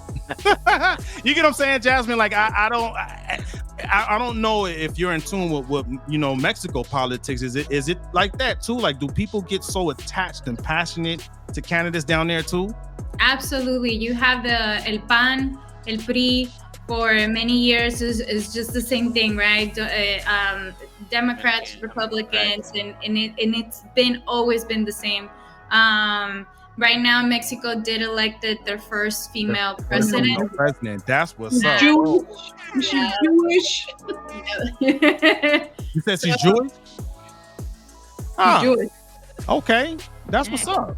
Jewish are good business people, huh? They're very good business people. So I've heard. That is not a stereotype. Almost all of my friends that are Jews, they're very good with money. I'm not making no jokes on here, but once you say Jewish, my jokes stop. Yeah, I'm not. Hey, I'm not saying nothing. We love you. If you're a Jewish, those are my brothers and sisters from another mother. They really are. You know what else is a good business? The music business. Let's switch gears and talk about a little bit of music. Last week we had the People's Choice Country Awards. That was a pretty big deal. And the reason why we keep bringing country up here is because I made a proclamation here on our show that country music was going to take over as the popular genre for the next 5 to 10 years. What you think about that proclamation, Jasmin? Country is cool. There you go. See? Country. I see. I learning English. Whenever I came in, I didn't understand country, or I guess I didn't like it, right? My early years, but back in El Paso, I had a friend, and there was this bar on ladies' night, and I think it was on Wednesdays, and it was $2. You call it. We would go to the country bars, and the idea was to go to the country bar, start with the $2 promotions, get a little tipsy, then leave. But unfortunately, sometimes we would get a little too drunk, and then we would just stay there at the country bar. But one of the things that I loved about country is that you can dance with anybody. There's no beef. Yeah. You're just here to have a good time, and then you start getting into it, and it just gets into your blood. And now I can tell you that country is definitely going to be the cool thing for the next few years. Oh yeah, it's there. So it's been like a big thing, controversy, mostly around Beyonce, because she wasn't nominated for the Country Music Awards. She was nominated for the People's Choice Country Awards. She wasn't there, but her album that she put out, Cowboy Carter, still got a lot of recognition, and more so the people that she featured on that album, like Shabuzi, most notably, right? Because that boy been banging, man, that everybody in the bar get tipsy. Hey, that it goes, man. I don't care who you are. I don't know if you heard that song yet, Corey, but you haven't heard it, Corey? I have not. Hey, look, my playlist, because I got kids in the car. Hey, I'm telling you, man, you don't need to jump on it. But he won 2 awards, Shabuzi, over there at the People's Choice Country Awards, and then a couple of other collaborators with Beyonce on Cowboy Carter. They got recognized: Brittany Spencer, Tana Adele, Tierra Kennedy, Rayno Roberts, and then you also had Post Malone, because he made his pivot. Yeah, and he won a few awards too. Though. I'm be honest with you, but I never looked at Post Malone as a rap artist. He's just an artist. I think he's just an artist. But hey, you told me a couple of times, Corey, follow the money. I think Post Malone was following that money. He went the country route, man. He doing good because his song is going good too. That I had some help. Hey, that's a good song too. He can do different genres. He can do rock, he can do rap, he can do country. And if he can do it all and get those songs, that's what being a good artist is. I never really saw Posty as a rapper either, but he has a great voice. And he's a Dallas Cowboys fan, so. Hey, isn't he from El Paso too? Is he from El Paso too? No, he's from the Dallas area. He's from Dallas? I thought he's from El Paso. Oh, either way, someone look that up real quick. Man, let me look it up. Hold I up. could have sworn he was from El Paso. Tripping. I swear I heard he was from like Dallas, Waco area. I could have sworn he was from El Paso, but nah, that boy could sing, man. And you know what? I feel like he proved a lot of us wrong because I thought he was a one-hit wonder with that White Iverson, and then he just eventually just took over. Bro, we were both wrong. Oh, but hold up. Texas. He was born in Syracuse, New York, but he was moved to Grapevine, Texas, which is right outside of Dallas.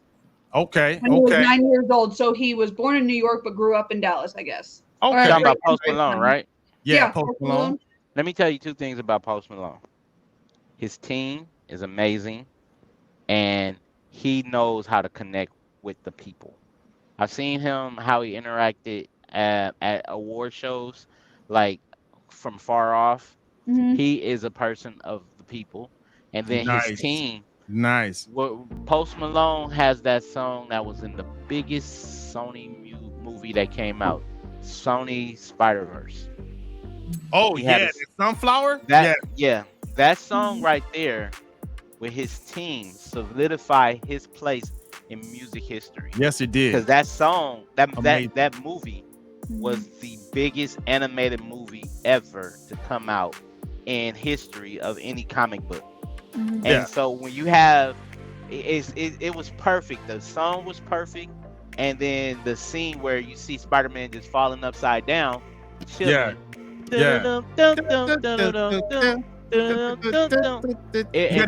was like, yeah, that's right. And then I mean, we can talk about music all the time all music day. And like we just said it, you know what I'm saying? When you hear music and you start dancing, you don't care about race, religion. You don't care about Democrat, Republicans. What you care about is having a good time. Yeah. And when you have a good time, those good times bring up memories that ends up being I would say a staple in your history, right? Me and my wife's favorite song, which is I ain't gonna say favorite song. It's our wedding song. Is Kenny Lattimore's It's by Kenny Lattimore. I'm thinking of too many things at time. Kenny Lattimore's on that one right there. Yep. But here's the thing. One he's saying. That I heard it 21 years ago, but I actually heard it when I first heard it. I was in high school, right? So what that shows you is music will make a person be memorable, and no matter how good or how bad of an artist. Yep. Vanilla Ice. We heard Ice Ice Baby. We couldn't get enough of it.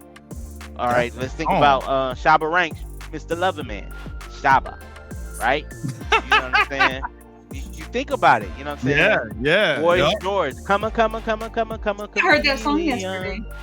You feel what I'm saying? You come and go. Those are and go. You have a great team. They get a song that's memorable, that's going to affect people, that's going to go ahead and trends people to being not them, but their music become immortal. Yeah, right? 100%. Think about Michael Jackson. Michael Jackson. Period. True. But I was we were talking about it over the weekend. That's why I brought it up. Well, no, let's go with Michael. Michael Jackson, Off the Wall is my favorite Michael Jackson song. Amazing album. Mm-hmm. And that song, leave that 9 to 5 up on the shelf and just enjoy yourself. Let the magic and the music take the groove. Mm-hmm. Life ain't so bad at all.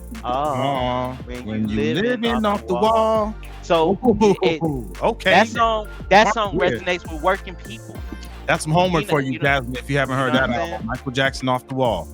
That, you know what I'm saying? People who work, people who want to have fun, they want to go to that. They want to be able to feel like that. Mm-hmm. And then, I mean, that's where the shift is, where that person's music now becomes immortal, because we can be 40 years from now, but realize, like, look, this song takes me back to a time and place in music where it's like, wow.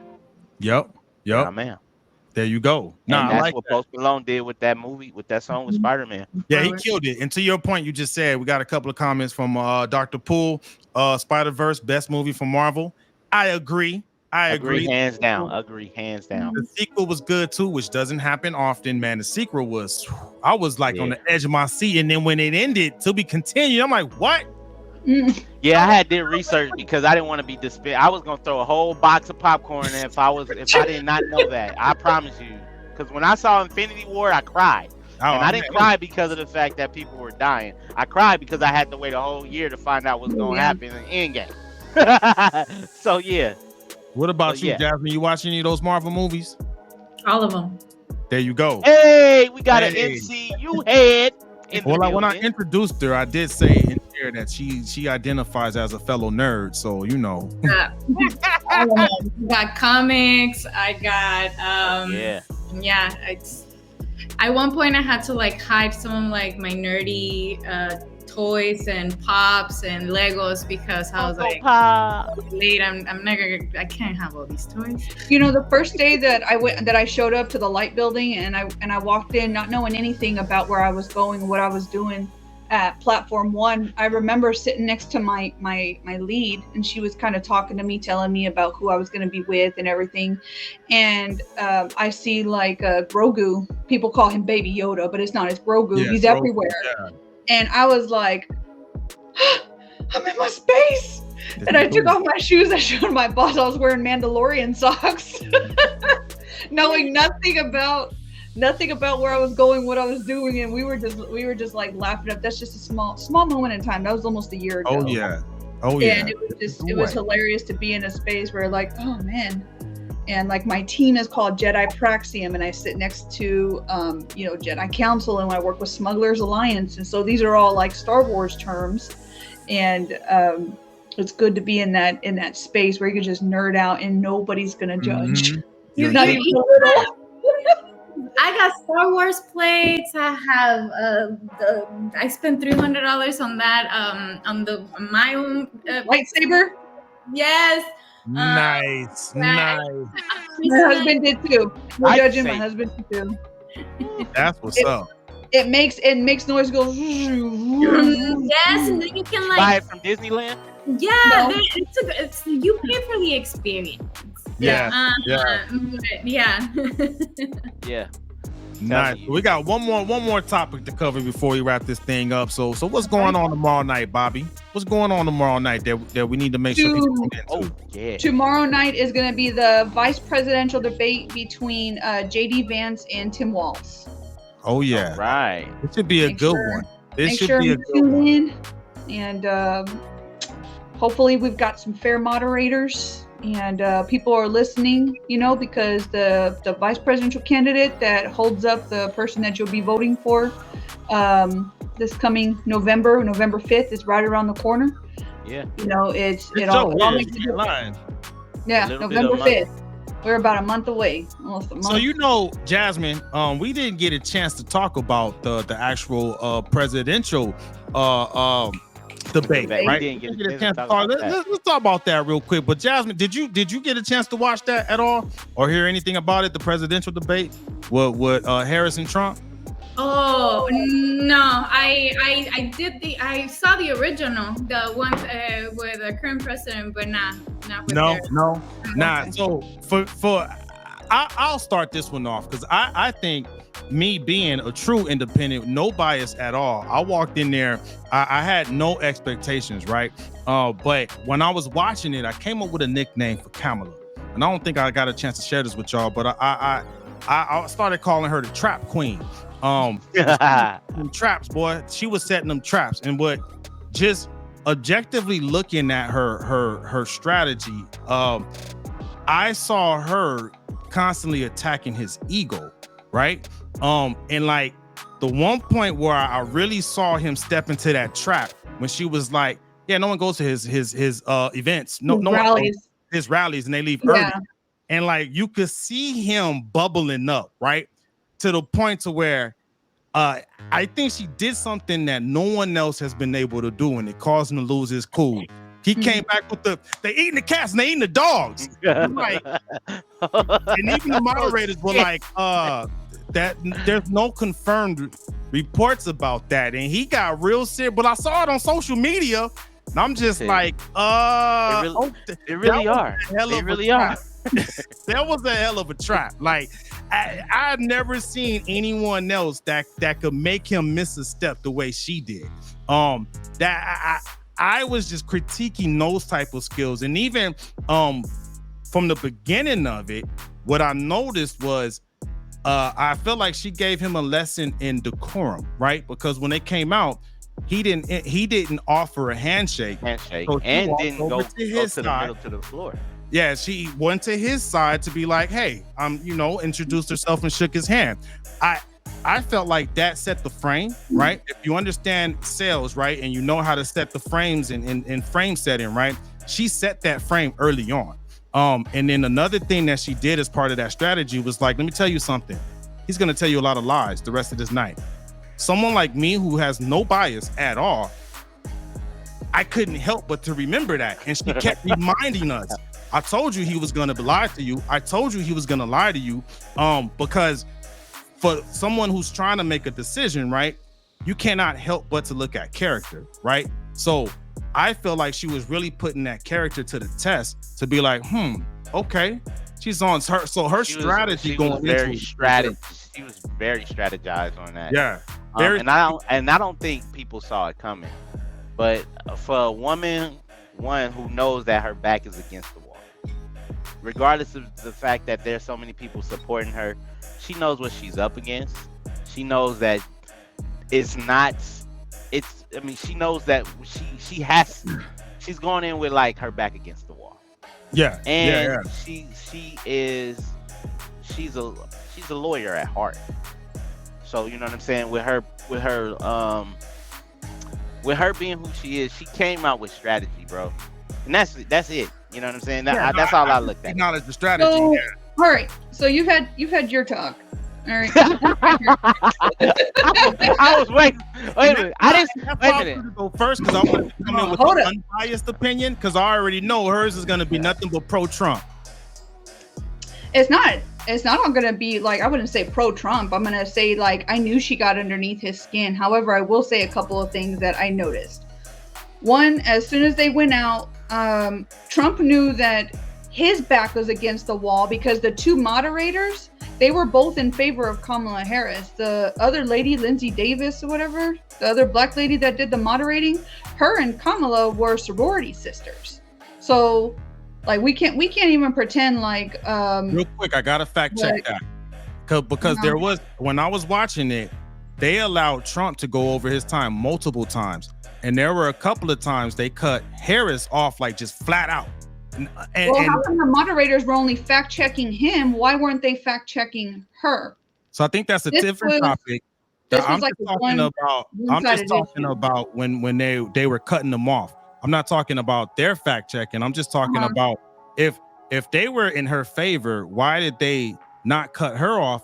Or why did they cut her off but not him? You get what I'm saying? Like, I have some theories. Hear me out real quick, because there was one point too when she was trying to address something he said, but they were like, nope, your time is done, and they literally just cut her off, right? I think to your point, if they were in her favor, it was going towards the end. It had to be. The only reason why I tell you that is because they said that, if I'm not mistaken, they had them flip a coin, and basically whoever won the coin toss got the last word. And so that was Trump. He had won the last, I believe he won the coin toss, and they mentioned that in the beginning. And I'm like, what are they tossing a coin for? It wasn't the last word. It was close to the end. It was close to the end. Huh? It was close. It wasn't the last word. It was close to the end, but it was the moment when she was saying, because they made her switch to the next question. Unlike they did with Trump, because they let Trump go when he was doing his rants. They let him go. Do you think that she answered the questions? Hear me out, because I didn't finish my point. So at one point when they legitly cut her off and made her go to the next question, she pointed it out. She was like, oh, hold on now. I'm gonna answer your question, but I have to address that earlier thing because you cut me off. She straight up said it. She addressed that, and then she answered that question. Mm-hmm. That, to me, if I'm trying to like unbiased get your point and be like, hey, they were in her favor, I didn't see that, because they were cutting her off, like, no joke, making her next question to where when they were telling him, hey, your time is up, he kept going and they let him go.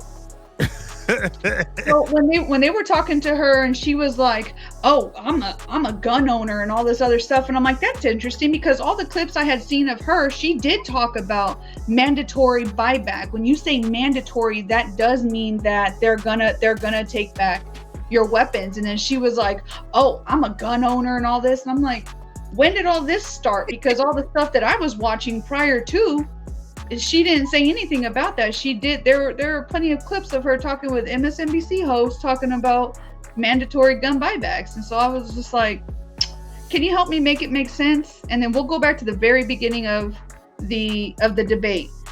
The very first question, if I'm not mistaken, was, are we better off today than we were 4 years ago? And she went straight into, I was raised in the middle class. You were raised by two people who were both very well educated. She was born in the US, but she was raised in Montreal in Canada. And then her father, if I'm not mistaken, was Jamaican, but that does not mean he was black. He was Irish and Indian. All of this has already come out. He was Irish and Indian. I don't know how she's getting black in there, but that doesn't really matter right now, because honestly, it doesn't matter. But her, like, I'm just not understanding. I can't relate to that. I can't relate to that. Donald Trump's a businessman. I mean, I wouldn't say I would really relate to him either, but. Can I ask a question to you, Bobby? Yeah, go ahead, Corey. And everybody else can have this. The whole technically speaking community can answer this as well, but I want Bobby to answer first. Okay. Who do you feel on that stage at that time represented America well outside of the United States? What do you mean? Like to stand on a world stage? To stand on the world stage, who did you think looked confident enough in that area? Because let's okay. And now you knew that was the answer. I was like, I didn't know why you asked me that. Dr. Poole had a good point. He just said on IG, it's hard to watch a debate without formulating a bias one way or another. Good point. Now, to your point, Dr. Poole, I walked in with absolutely no bias. I did start formulating the bias because of the debate. To his point, that was an excellent point. Because I think what we're seeing right here, I don't think, no matter how it went, I don't think Bobby's answer would have ever changed. Right. I'm just throwing that out there. And then true independent, because I have no loyalty or alliance to either side. And I think that's why I have fun doing this, is because I'm neither. Because trust me, I'm beating off the Kamala fans too. Like, yo, do I don't want miss me with that? I'm gonna dig into these policies, right? But no, and I would answer your question, Corey, with Kamala, just because that goes back to the decorum, right? Because when he came out, that was very disrespectful. I said it before that Trump, he deserves his respect because he was a sitting president. You should respect him as a former president, right? Using that same frame, right? Same ideology, you should also give a person who has sacrificed and served as the vice president. He didn't give that same respect that he would want to give. You know what I'm saying? So just from the beginning, I wish he would have. I wish he would have gone in first and had shook her hand. Because when I saw her go to him, I was like, why didn't you walk to her? Because I figured that's what you do before a debate anyways. You go and shake the person's hand before the debate. You shake before and you shake after. It is. And I'm gonna go. And what I'm gonna do is I'm gonna go look back and see, did he do that with Biden? Because if he did do that with Biden, then now there's a different. I didn't see the beginning. I only saw a little bit of that debate because we were in cohort. We were in Colorado during that debate, so I didn't get to see but snippets of it. Oh yeah. He murdered Biden. Huh? He murdered Biden in that debate. Yeah. Poor Biden. That was. I felt bad for Biden, dog. I mean, all of us felt bad for Biden. Yeah, exactly. But here's the reason why I asked that question is, man, that's my question. The reason why I asked this question: America is supposed to be strong, the most powerful nation in the country. I mean, in the world, right? It's supposed to be most powerful nation in the world. It's also supposed to be most cleaned up. We're supposed to look a certain way. We supposed to be buttoned up, is what they would say back in corporate America. Donald Trump, to me, I feel like he wasn't as sharp as he could have been because of the fact that you're on the world stage. He didn't look at Kamala like Kamala looked at him. It seems like, and then he didn't address her. He was saying these people, those people. I felt disrespected. Mm-hmm. You know what I'm saying? Because she did say, even when she wanted to call him a motherfucker, everybody know that. Dude, she said former president. She still gave him his title. Yeah. Right. Yeah. So when you look at that, it's like, I understand that you guys are at odds because of the fact you guys are running for the top seat of this country. Right. Top seat is the most powerfulest nation in the world. There is power in showing respect to the people that you're campaigning against. Yeah. You know what I'm saying?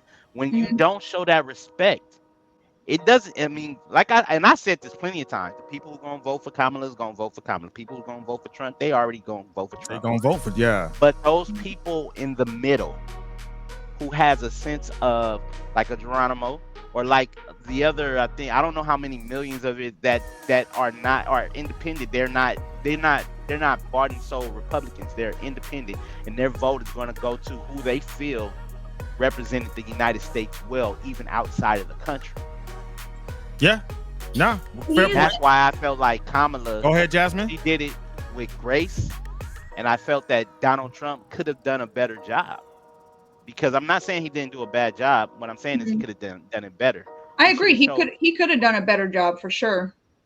I think what were you gonna say, Jasmin? I'm not surprised. That's his character, you know. That's his character, yeah. That's we've seen that. For the people who are independent, I'll tell you, I like Trump. However, it's just every time he does some public speaking, he is who he is, and I'm not surprised of a lot of the things he does. I'm not surprised of like some crazy things that he says, but he knows how to get into people's skin.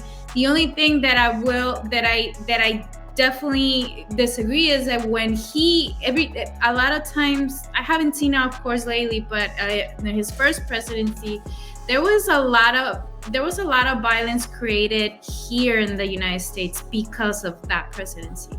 Like whenever they attacked a Capitol, I think, and some people like died and stuff. It's just, you don't see that with other presidencies, that if they create more violence, other presidents create more violence in other countries. Good point. He here, like, it's just he gets under people's skin, and he does say some things, and I'm like, seriously. So it's not surprising that he's gonna act like that in a debate, you know. But here's the problem with that. Other countries are watching us because they want to be the next nation in power. And a lot of those countries don't respect a woman in power. Let's be honest. Yeah. But then if they see that somebody who's in power that looks like they don't really respect the same people in their country, in their nation, they feel like they can probably be bought, or they can be able to lose that position of power that they already have. The thing about it is, I feel that whoever gets this seat need to make us look strong, because Biden got us looking weak. He do got us looking weak. I would say strong and united. And united. Because you even made an earlier point. Or was it Bobby that said it? You can be on opposing sides, but when we come together, let's make it look like America, man.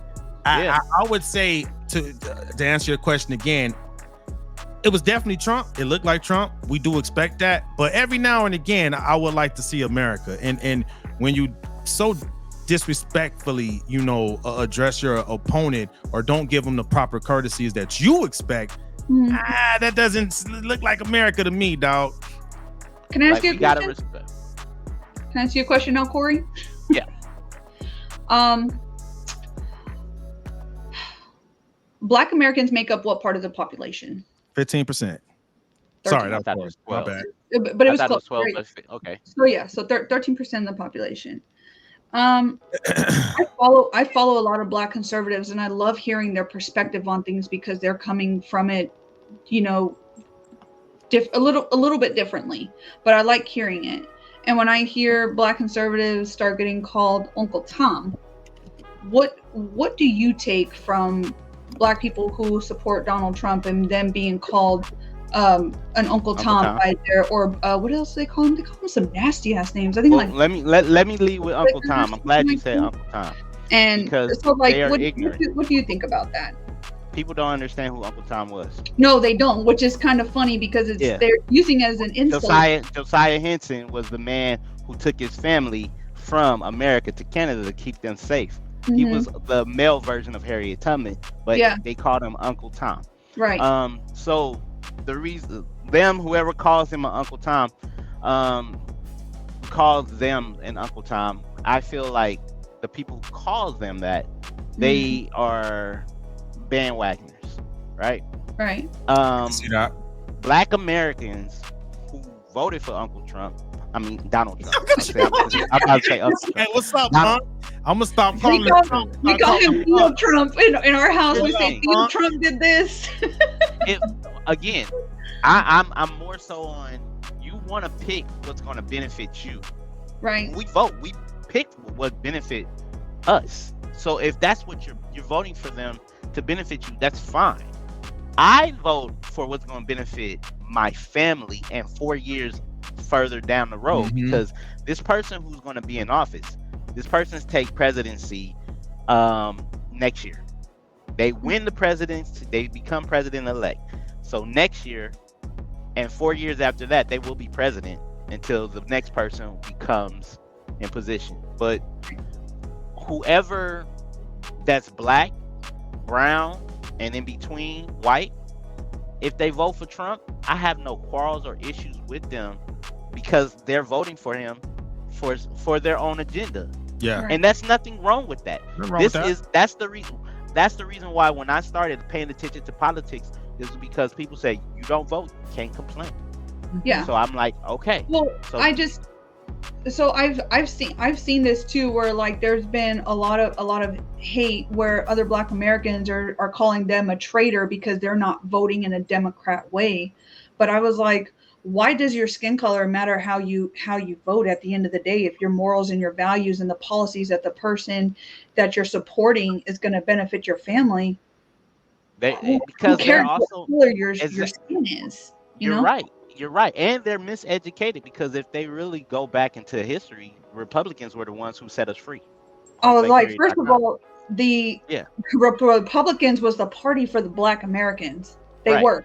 It was the Republicans. Yeah. And I was like, when we talk about the people in the South and stuff, I was just reading a good history article. This is all good stuff, but we can't keep Jasmin all night. We'll have to do it another day. I will say, good conversation. Because valid question, right? Man, vote for who you want to vote for. That's why you got that freedom, man. That's why you got that freedom. Vote who you want to vote for. And I mean, hey, I don't give a damn what nobody think. It's just know who you're voting for is what I would say. Be willing to live with the repercussions of what your vote comes with. That's it. And stay tuned for the tomorrow's debate, because then next week we'll have some more fun discussions about. Yeah. You know what? Next week we need to just go ahead and just have a full out talk about, because it's that season. Next week is going to be what, the 5th or the 6th? It's the 6th. So that's 30 days. That's 30 days into the election. So we got to talk about it. Talk about it. So we in the season of elections. So technically speaking, community, make sure you come and tune in, because we're going in at it. Harris, Trump, y'all want to jump in the comments? Jump in the comments. Oh, they in the comments on IG like a mug. Yeah, you know what I'm saying? But, yo, for real, Jasmin, thank you for joining us. You helped make episode 21 of Technically Speaking a great one. So thanks again for joining us. Oh yeah. And if you want people to contact you for any Natura services, how can they get in contact with you, ma'am? Find me on LinkedIn, Jasmin Ochoa. Boom. There you go. And again, Bobby, if you want people to get in contact with you, where can they reach you at? Hit me up on Facebook, Bobby Lopez, at IG, Bobby.Lopez.5. Corey Giovanni. You already know it's your main man with the game plan at Corey Giovanni on Facebook, Instagram, Twitter, YouTube, TikTok. It don't stop. Holla at your guy. Holla, and I'm Geronimo at tech_Von_go on every platform except for TikTok, because y'all know I don't do TikTok. So thank y'all for joining us. Y'all be safe out there. All y'all have a good night. Holla.